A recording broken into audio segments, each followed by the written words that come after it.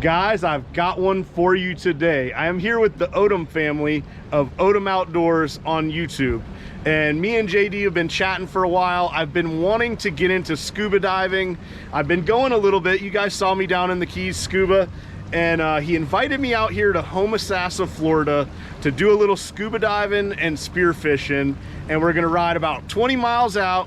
We're gonna dive between 20 and 38 feet. And we're looking for grouper, we're looking for snapper, and we're looking for hogfish. We'll bring you guys along. Batteries are on, obviously. Just holler at me, anything you need me to do. Dad, on our way out.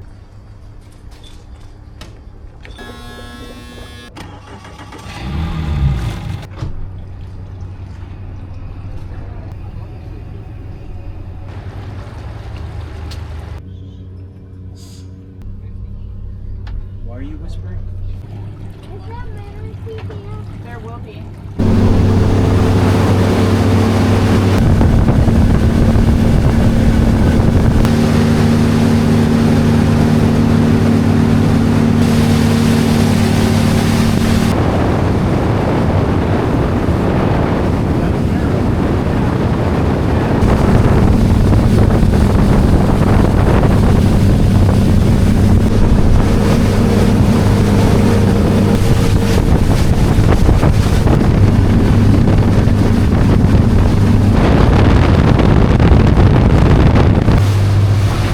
Guys, we just made our little run. JD's got a bunch of numbers out here, a ton of them. We are kind of watching a little bit of rain here, but nothing too bad. And I think we may do a number of dives today, kind of up, down, until we find the fish. So if you guys have been following along, I did not grow up scuba diving. I've just recently got into it. You've seen a couple videos of me down in the Keys lobstering on tanks. So this is gonna be my first dive spearfishing. These guys have done it their whole lives, so I'm in good hands, and hopefully we're gonna get some grouper.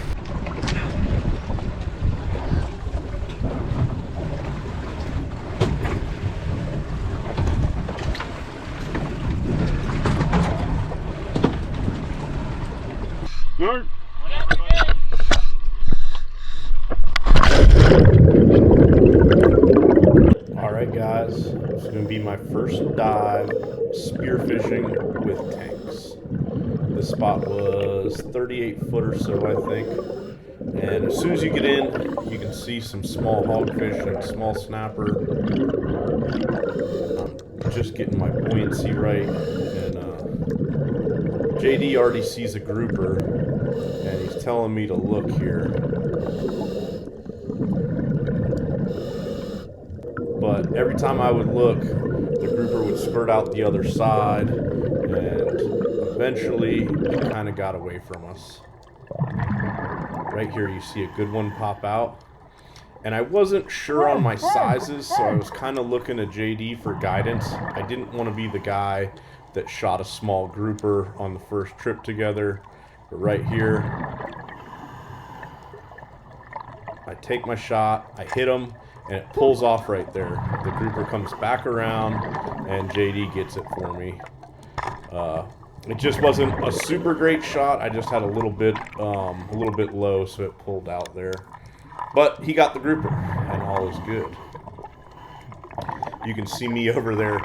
There's a lot going on when you scuba dive. If you're a big scuba diver, you know. But for me, being new to it, you've got a lot to think about with your BC and buoyancy and everything, and spearfishing definitely adds an extra layer of complexity.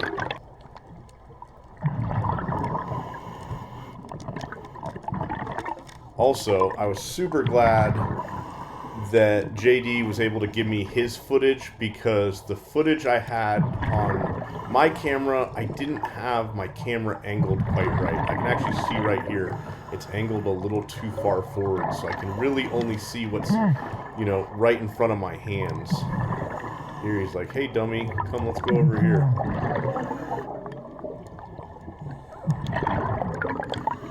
There's a little hogfish there, and we're checking some holes. Right here, there was a big mangrove when we swam up, and it went down in that crack. This is JD's angle. You see it right there. And it looks like he makes a killer shot on it. It's right there. But somehow it pulls off. And we were looking for it. I found the snapper right here. I can see it. And I didn't have a light. He gives me the light, and I'm trying to line up on it. And I kind of had this weird, I could either look at the fish or I could line up. I couldn't get my head and my body and my shoulders down in there. But I'm saying, hey man, that snapper's in that hole right there.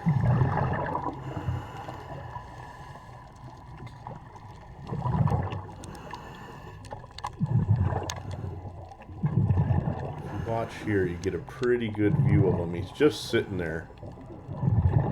And I could have shot him if I pulled the trigger blind, like lined it up and pulled the trigger, but I didn't want to do that. My gun was just a little bit shorter, I think, and it also didn't have a light on it. So he's got the light lined up. He goes in with my gun. And you would think shooting fish in the rocks would be easier than shooting them in the open, but I found it is not that is not the case. Getting down there in those rocks with a longer gun is tougher to me, just because there's all kinds of angles. But that was a really nice mangrove. And no real reason it pulled off the first time. It was a good shot. It was just one of those things.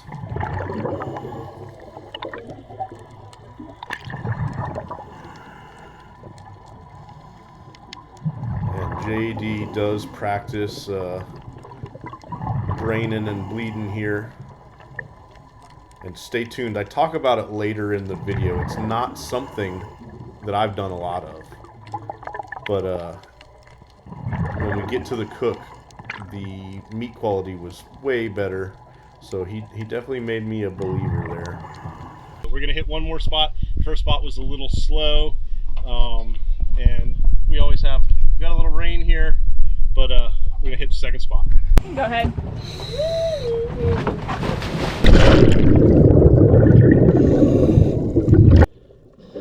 And we're headed back down to the bottom. This spot immediately had more bait and life on it.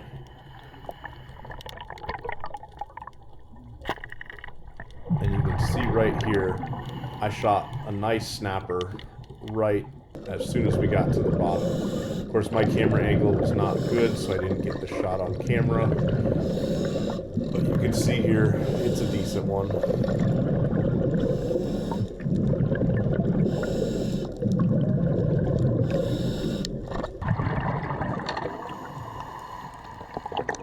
Here JD's going to shoot another nice snapper in the crack there.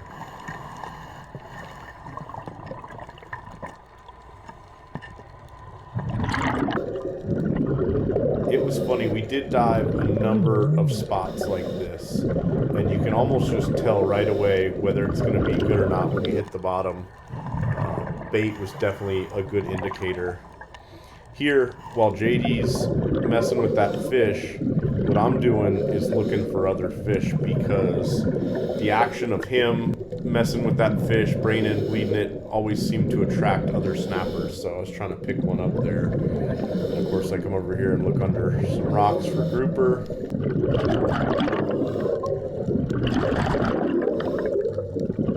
It was really beautiful too. That was my first time diving in the Gulf.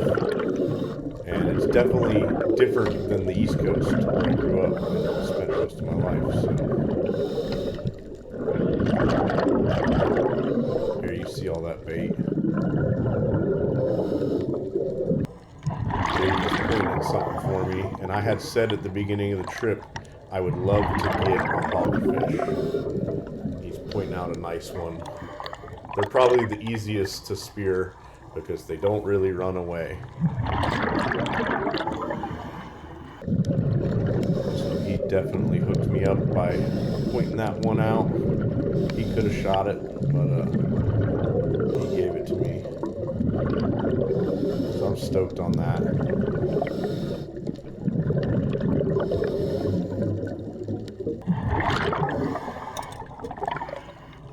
On the stringer. And now we got a pretty good looking stringer. A couple big snappers and a hogfish. Right here, JD smokes a nice gag grouper. I'm over there doing whatever it is I was doing the whole time. He'd already shot it once at this point. That was a follow-up. Just to make sure he got it good. I do believe that was the biggest grouper of the trip.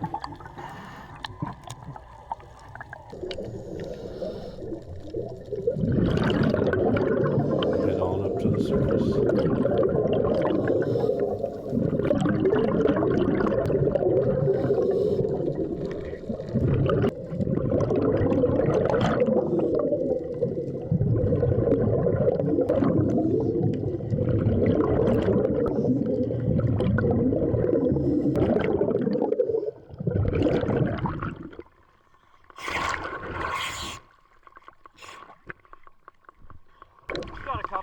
Yeah, I missed a couple, but The current's killer down there. yeah, yet if you were real close to the bottom, it wasn't as glad. Yeah.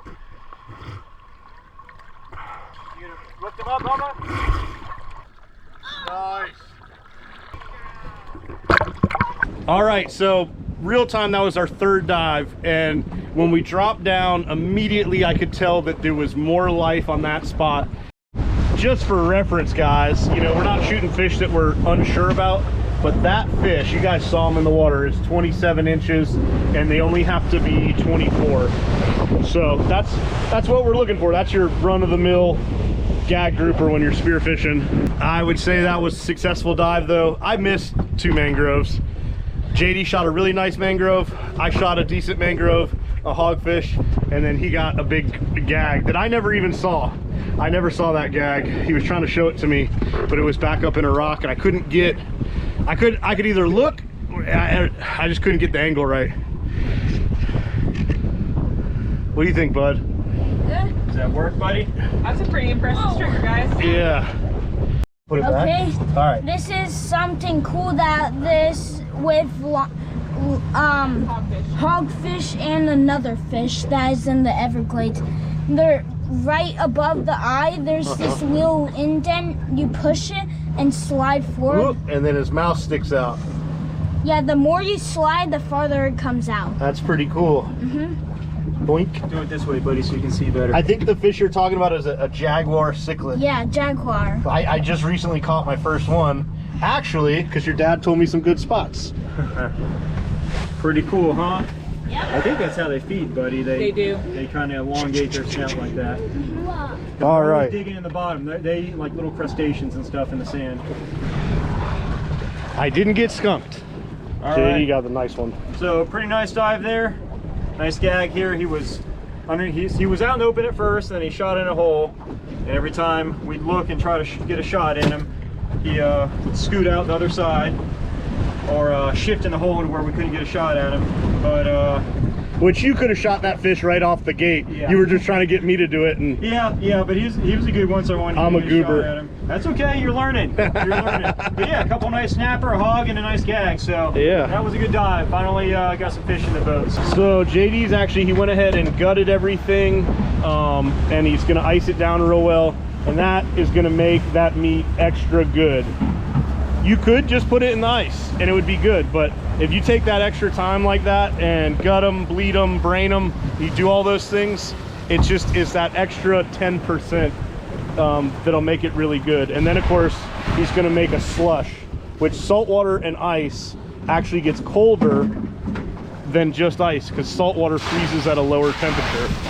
So he'll make a little slush like that, and those fish will get super cold and firm in there.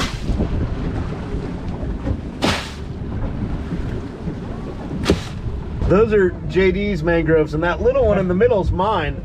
But I want you guys to think about this. It takes a lot more skill to shoot a little fish than a big fish. Very true. Much smaller target. Very true. That's why I did it, you know? So I'm a sportsman. But I was leaving with something. Happened to be that little mangrove.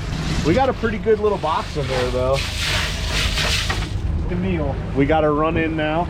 The weather's gotten better and better as the day's gone on. Nice and calm, should be a good run in. See you guys in the river.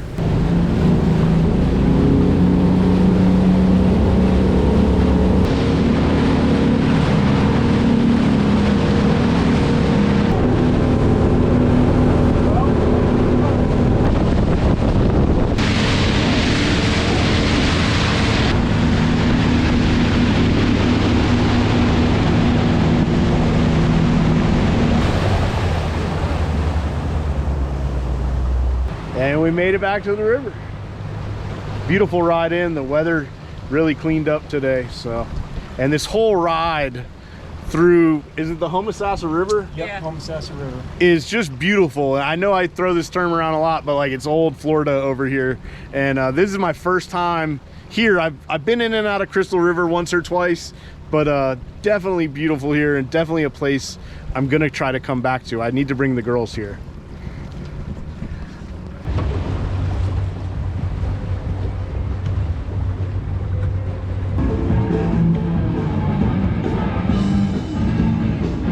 This is downtown Homosassa here, and it is very old Florida. It's a little touristy, but in an old Florida sort of way.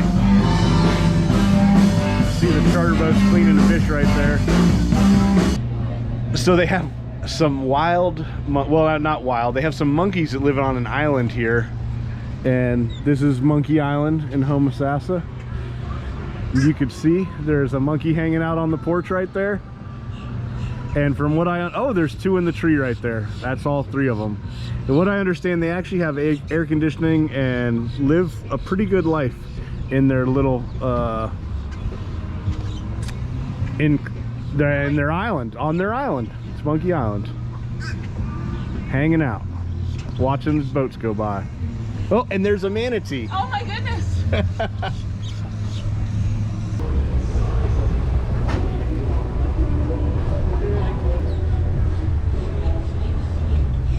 Thanks for coming. We had Yeah. a great time. Appreciate it. Letting a noob tag along and miss some fish.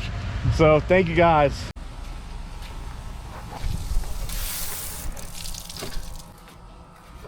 All right, I iced these fish for 48 hours because they were already gutted and I wanted them to rest really good and get really cold and firmed up.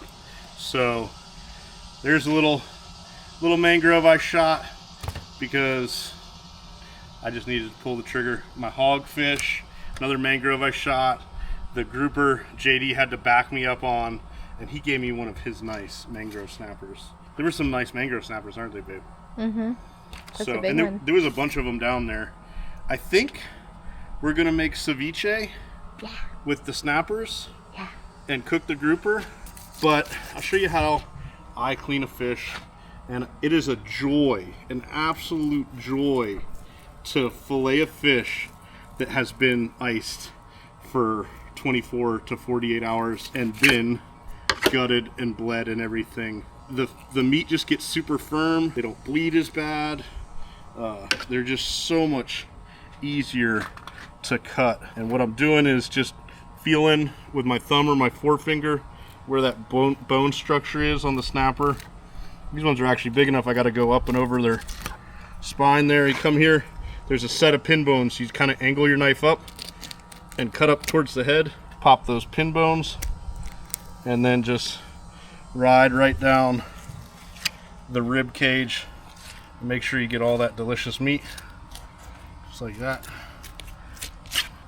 And I mean, that just, I don't do it often, but having them iced down like that for that long really just makes the meat really nice.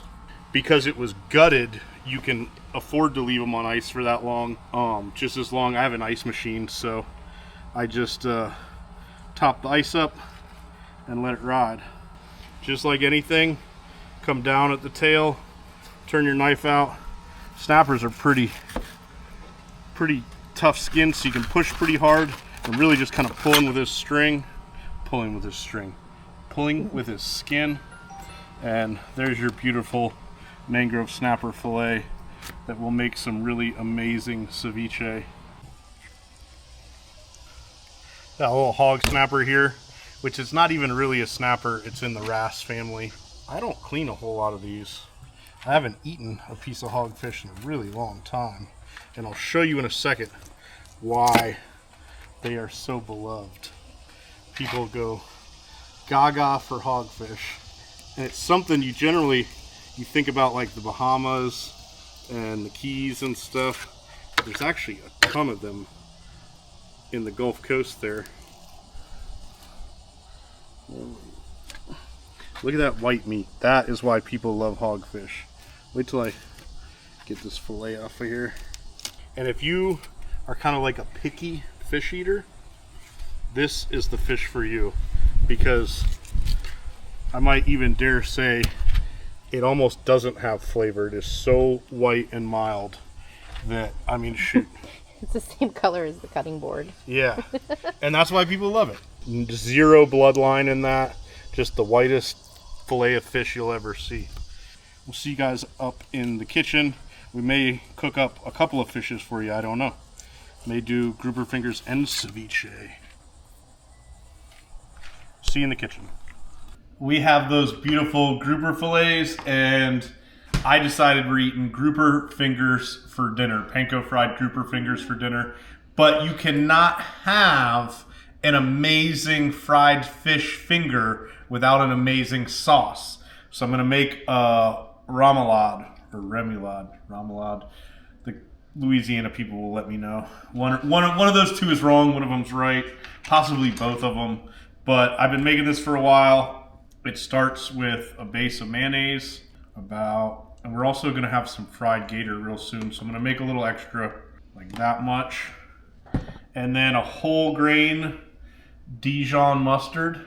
And I'm gonna go in with like that much. This is all very precisely measured. Bianca's over here crunching pickles off camera. A little bit of minced garlic. Bam! That was loud. That was too aggressive. I was trying to perfect my emerald bam. A lot of people liked it on the last video. Some Worcestershire sauce, but I'm gonna use this W sauce. I've been using it a lot lately.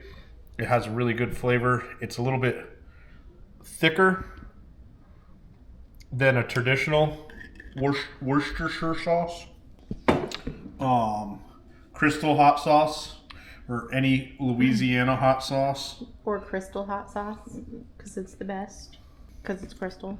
I mean, it's crystal with a C though. Whatever. It's not my fault. They don't know how to spell. Fresh lemon juice. This is what gives it a twang that I really like. I don't know, or a Twing. a tartness. All right. And then I'm going to use some Cajun seasoning. I like the K-Fred brand. And I'll give it a little spice too. Just a touch of garlic powder, because it already has the diced garlic in there, you know. And some onion powder. You could use some diced onions in there. And then some paprika, really kind of for color. Let's mix all that stuff up. It seems crazy, and there's one more ingredient I'm gonna put in there. It seems crazy. That seems like a lot of stuff, and it is. But I promise if you make it, it is amazing. One last thing. I had a knife right here. Oh. Losing my mind. I have some diced pickles, and they're not just any pickles. They are the best pickles on the Grillo's pickles. planet. My favorite. Like I said, they were just snacking on them off camera, but dice that up pretty fine. Could use capers if you wanted. I just happen to have pickles. And we'll mix that real good and pop it in the fridge while I fry the fish.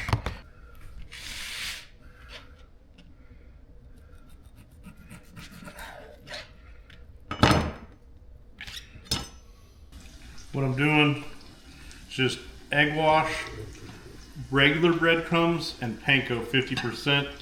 You don't have to do flour. I don't know where that came from.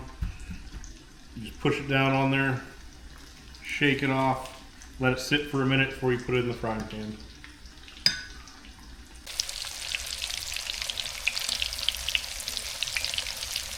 Gotta be golden and crispy. I just kind of watch the edges, and as they get golden, I flip it.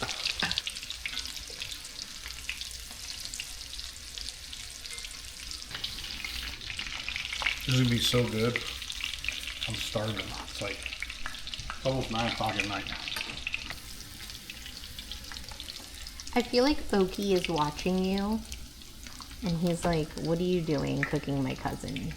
I'm asserting my dominance. You see this, Ogie? Better be good.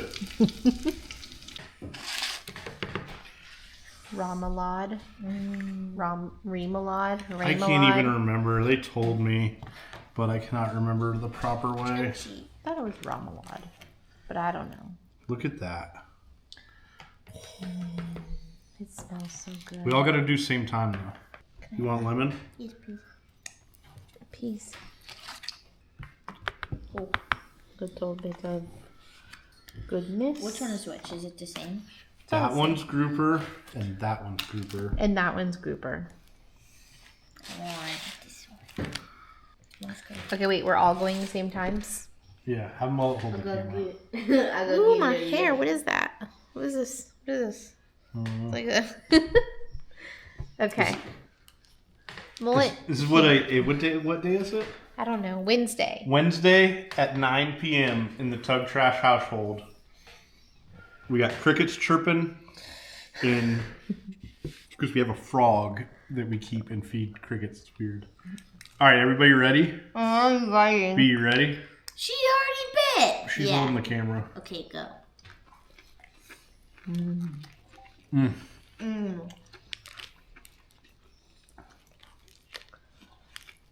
It's so flaky. That's so good. Here. I'll be honest, I think we've had red grouper a little bit lately, maybe. Oh, this is a different grouper. This is a gag grouper. It's gag grouper season over Hold on. in the Gulf. Little remoulade.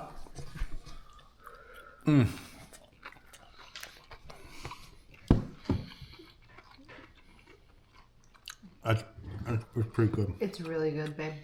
I'm not just saying that because I'm hungry. We're starving. But I hope you guys enjoyed this. Again, I am learning to dive. I think that was like my 4th or 5th like real open water dive ever. First time spearfishing while diving. There's definitely a bit of a learning curve, and you know there's a lot of gear and there's a lot going on down there, and I'm just not used to it yet.